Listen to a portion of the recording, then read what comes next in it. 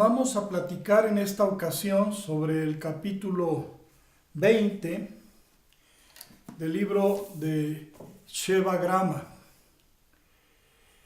El capítulo de 20 es un capítulo muy importante porque se trata de la enseñanza. ¿Qué enseñanza nos deja Sheva Grama? ¿Qué enseñanza nos deja esta unión del Antiguo con el Nuevo Testamento? ¿Qué enseñanza encontramos en todas estas intrincadas conexiones? Bueno, primero habría que darle un lugar a la Biblia, reivindicar un poco el valor, enorme valor, trascendente valor que tiene, porque ha sido atacada por enemigos, por detractores, como un libro arcaico, criminal, prejuicioso y, en pocas palabras, un libro de cuentos tontos, como un material para gente dogmática, para gente ingenua, para fanáticos, como si creer en Dios y creer en la Biblia fuera hoy en día sinónimo de fanatismo,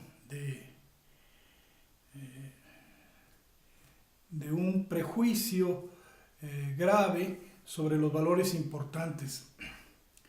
Y no es así. Hemos demostrado en estos comentarios sobre Sheva Grama, sobre la Biblia, sobre las conexiones, que detrás de esta escritura hay una inteligencia superior. El lenguaje sí es un lenguaje de metáforas, pero no podemos culpar a la Biblia por las guerras, por los prejuicios, por la discriminación a la mujer, etc.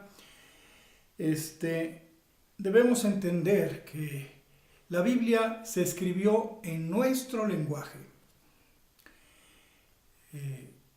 Si yo quisiera hablar con un niño de 5 años, o tú quisieras hablar con un niño de 5 años, tendríamos que hablar en su lenguaje, ponernos en sus zapatos, empatizar de tal manera con él para podernos comunicar y explicar. Y eso requeriría un esfuerzo tuyo y mío para poder hablar con las palabras, con el lenguaje del niño.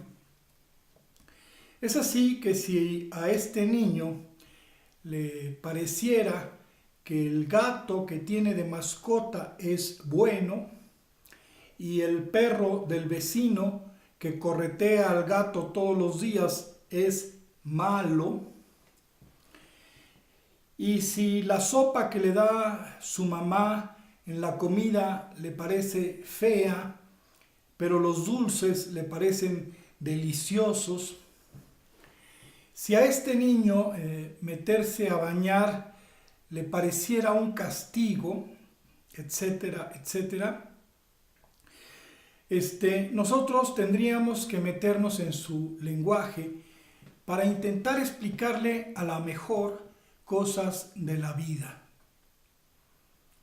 Tal vez podríamos decirle: oye niño, fíjate que no todos los perros son malos, te encontrarás algunos perros que son buenos, que no le hagan daño ni lastimen a tu gato, y que si trabajas y te portas bien, seguramente podrás tener los dulces que tú desees.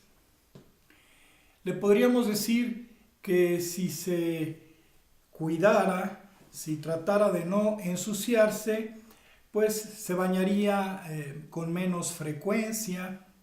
No sé, depende de lo que tú quisieras transmitirle y depende de lo que yo quisiera transmitirle. Lo importante sería que tendríamos forzosamente que meternos en su lenguaje para decirle algo. Bueno, Dios así hace con nosotros. Él se mete en nuestro lenguaje para decirnos algo. Cuando se escribió la primera línea de la Biblia, ya había guerras. Ya el hombre sometía y prejuzgaba a la mujer. Ya los pueblos creían que los dioses solamente los favorecían a ellos y a los demás no. Ya había la costumbre de esclavizar a la gente. Y era considerado terrible que un pueblo viniera y nos conquistara, y era considerado fructífero conquistar a otros pueblos y naciones. Eso ya existía, era parte de nuestra humanidad y ese era nuestro lenguaje. Entonces Dios, queriendo decirte algo a ti y queriendo decirme algo a mí, toma nuestro lenguaje para revelarnos cosas. Es así que la Biblia comienza con metáforas, utilizando nuestro lenguaje, continúa con metáforas, utilizando nuestros valores, y termina con metáforas, pero escondiendo siempre un mensaje en lo profundo, en su simbolismo.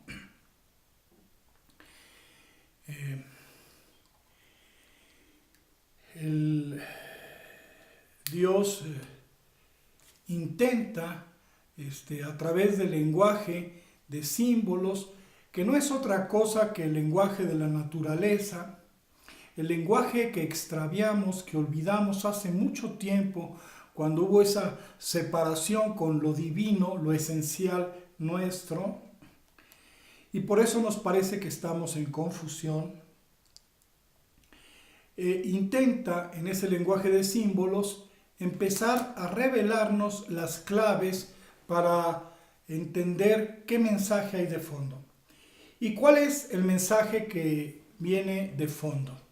Estas 1000 y pico de páginas bíblicas, este compendio de libros, de secciones, de profetas, de personajes que fueron inspirados a través de siglos, de milenios,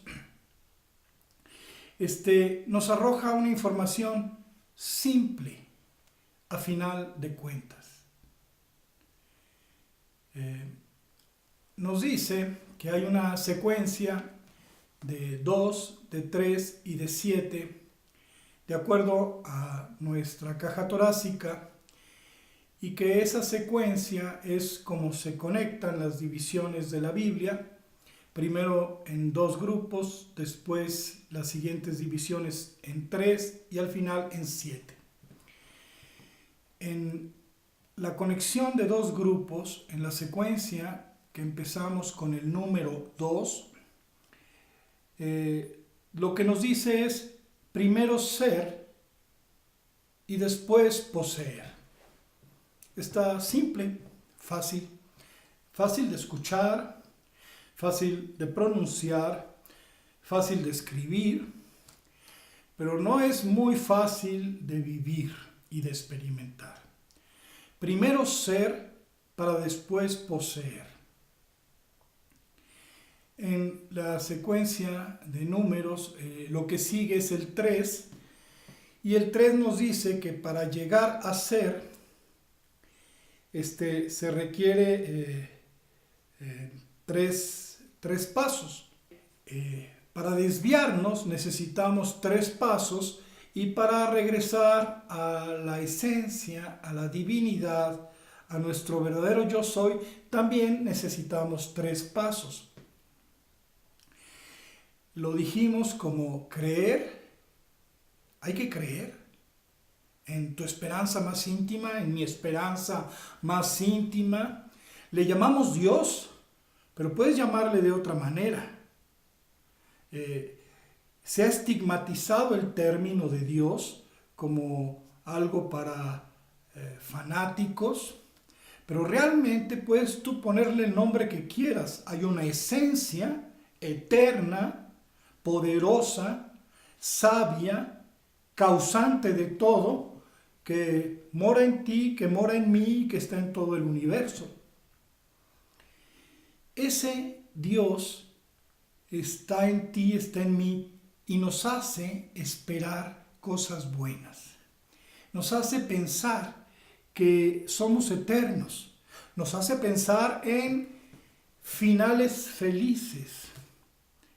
Nos hace creer en la paz y en el amor y en la armonía entre todos los seres. Entonces, si crees en eso, entonces has seguido el camino de Abraham, el ejemplo del patriarca Abraham. Y si evitas lo aparente, lo superficial para buscar las esencias, será semejante a no caer en la trampa de que la materia es la verdad, la materia es lo que existe. Descubriremos, entenderemos, estaremos conscientes principalmente de que somos espíritu. Entonces, lo espiritual debe ser un valor que esté por encima de lo material, porque lo material viene de lo espiritual. Lo invisible crea lo visible. Entonces, hay que creer en la esperanza, hay que poner lo espiritual por encima de lo material, como nos dijo el ejemplo del patriarca Isaac, y luego evitar la mezcla. No servir a dos amos, tener prioridades. Si he dicho que lo espiritual y llegar a ser es lo más importante, pues que realmente eso esté por encima de todo lo demás y no estemos jugándole a la mezcla de intereses. La conclusión va a ser que recordaremos el lenguaje original, vendrá luz, sabiduría, entendimiento y las respuestas a toda nuestra angustia existencial. Ese es el ejemplo de José. Estos 3 pasos para llegar a ser son una siembra. Si elegimos el camino equivocado es una siembra mala, si elegimos el camino correcto es una siembra buena.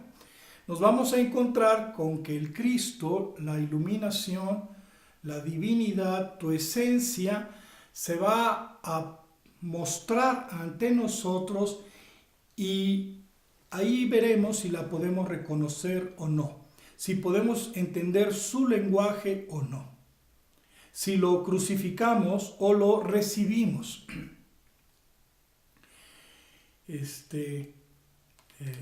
Es un fenómeno que puede vivir y experimentar cualquier ser humano, diga que es judío o diga que es cristiano o diga que es musulmán o diga que sea de la creencia que sea. Es un fenómeno universal. Hay que creer, hay que poner lo espiritual por encima de lo material y entonces tendremos una cosecha. La cosecha es precisamente cuando se hacen las 7 conexiones. Hay 2 testamentos. Cada testamento tiene 3 secciones. Al juntar las secciones de un lado y las secciones del otro lado, se forma un candelabro de 7 brazos en la unión central. Eso mismo es lo que enseña Chevagrama, lo que está compendiándose del mensaje central de la Biblia. Es decir, que hay tiempo para ser y tiempo para poseer. Para llegar a ser necesitamos 3 pasos.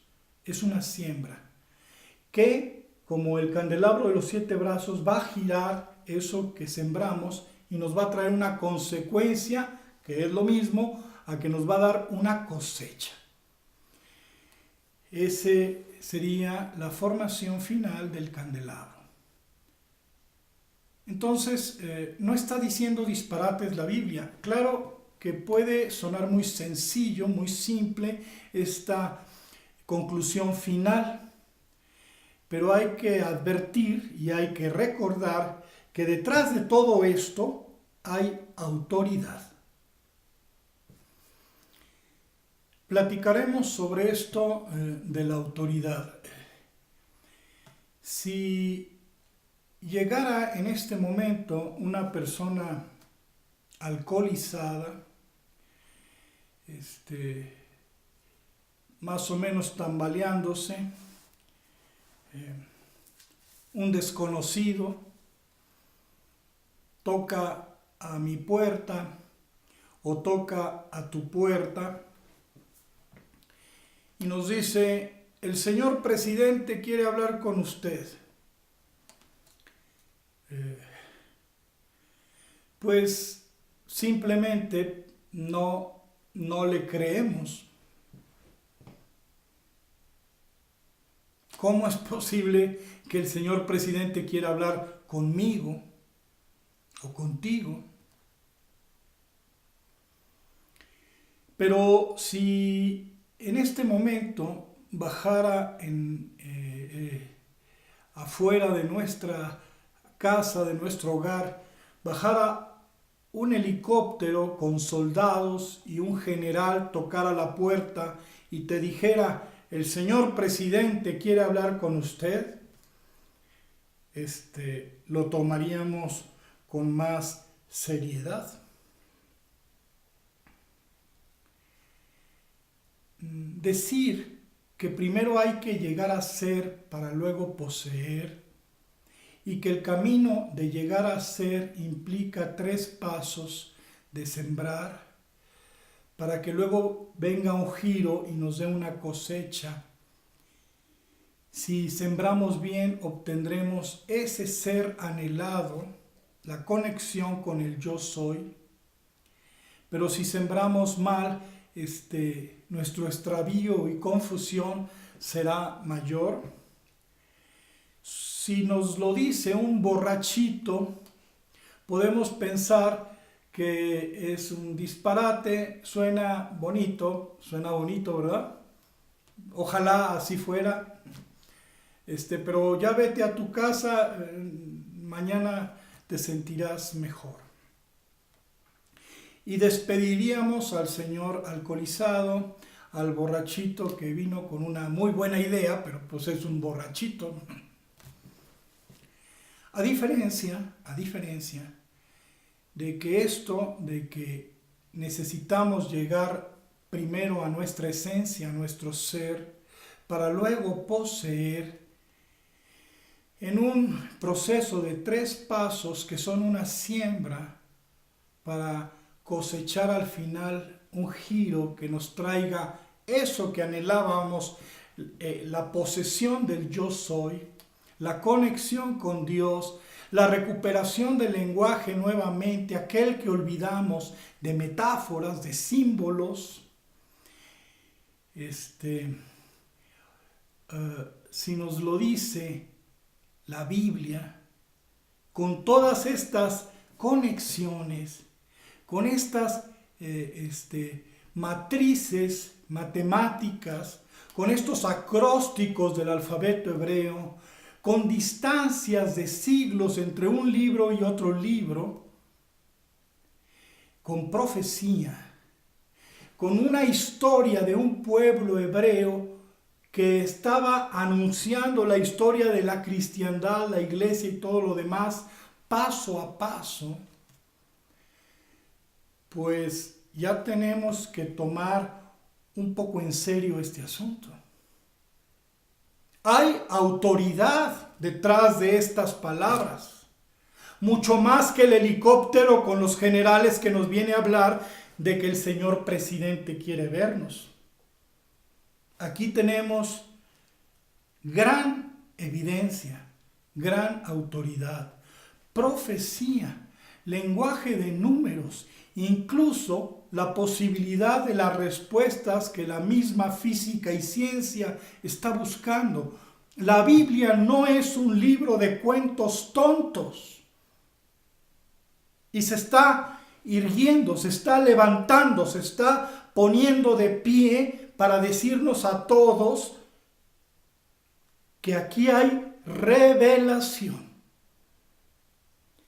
y que esto debe tomarse más en serio, porque cada renglón, cada verso, cada capítulo, libro, sección, página, lo que quieras, estaba hablando desde un principio de ti y de mí. Llegar al ser es la meta de todo ser humano. Si en una cárcel despertara de repente un preso y dijera, ¿qué lugar es este? ¿Dónde me encuentro? Y alguien le respondiera, estás en la cárcel. ¿Y por qué estoy aquí? Bueno, estás aquí porque seguramente cometiste un delito y por eso te encerraron. De lo contrario, estarías allá libre afuera. Lógica respuesta para alguien que parece que tiene amnesia y no recuerda por qué llegó a la cárcel. Si en un hospital de repente alguien despierta y pregunta, ¿en dónde estoy? ¿Qué lugar es este?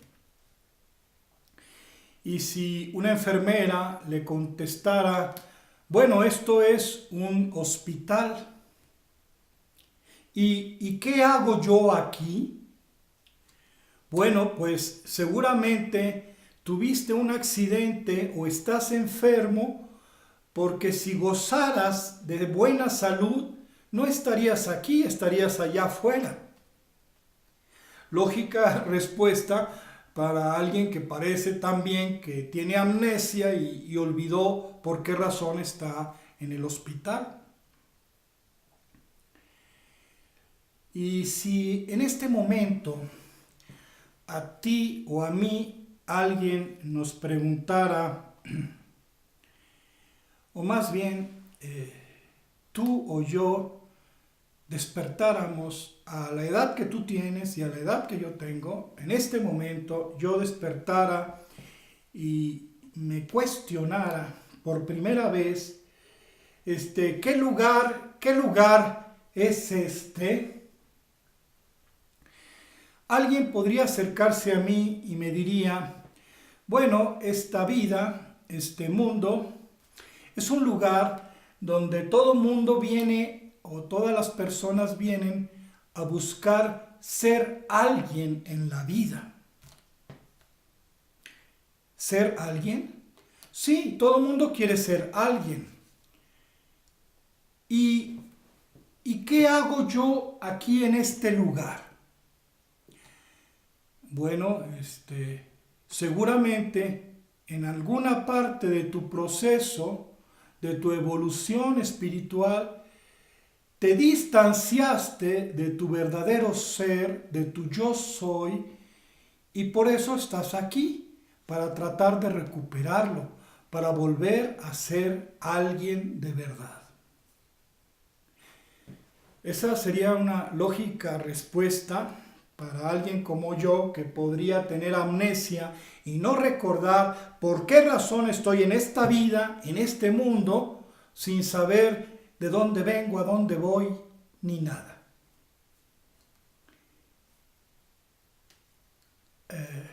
Poseer el ser, regresar al yo soy, es regresar a Dios. Porque estamos distanciados de Él. Y llegar a Él implica honestidad. Es decir, podemos simular que somos o podemos intentar de veras ser, regresar, retornar a lo esencial. Simular que somos es muy atractivo. No le hemos pasado vidas enteras simulando que somos, buscando el reconocimiento, el aplauso de los demás, de los de afuera, para sentir como que somos. Pero ir en pos del verdadero ser implica seguir el camino de la siembra, de los 3 pasos, para después tener la cosecha importante. Y ser honesto es algo así como alinearse en la frecuencia de Dios. Si yo pienso, digo y hago en la misma dirección,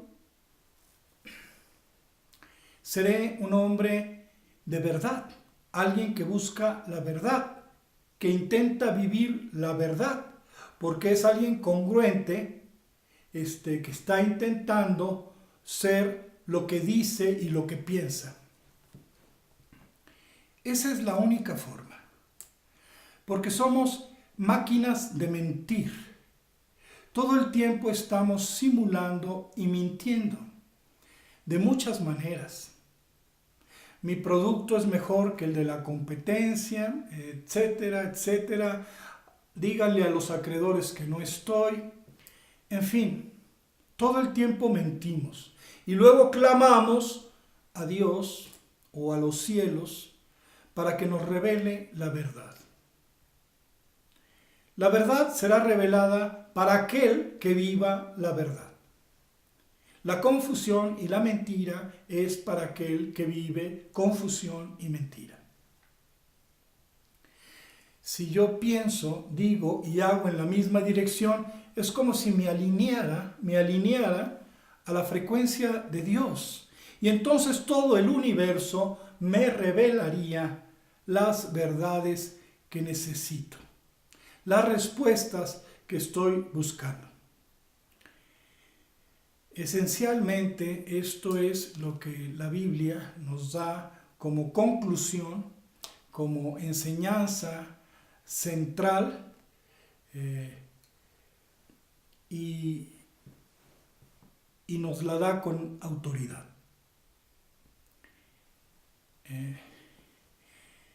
No se trata de un libro que hable de la historia de Israel y la historia de la cristiandad. No se trata de convertirnos en ametralladoras bíblicas que estemos enviando versos a los demás para apabullarlos, para demostrar elocuencia y superioridad. No se trata de usar la Biblia para sentirnos más importantes. No se trata de usar la Biblia para conseguir diezmos y riquezas, ni posición, ni estatus. La Biblia es un libro de respuestas existenciales. Y ahí están. Ahí está el camino para que tú salgas de tu falso yo y llegues a tu verdadero yo. Para que yo salga de mi falso yo y llegue a mi verdadero yo. Vamos a continuar con 2 capítulos más. Uno donde vamos a hacer una relación de todas estas enseñanzas con la ciencia. Y al final, un último capítulo donde hablaremos de 3 estudios que sirvan como compendio, como apéndice de un amplio océano de posibilidades de estudio, para que aquel que se haya interesado pueda seguir buscando conexiones, pueda seguir hallando todas estas infinitas relaciones que nos van a estar respaldando esta conclusión final a la que estamos llegando. Por su atención, gracias. Continuaremos con el capítulo 21.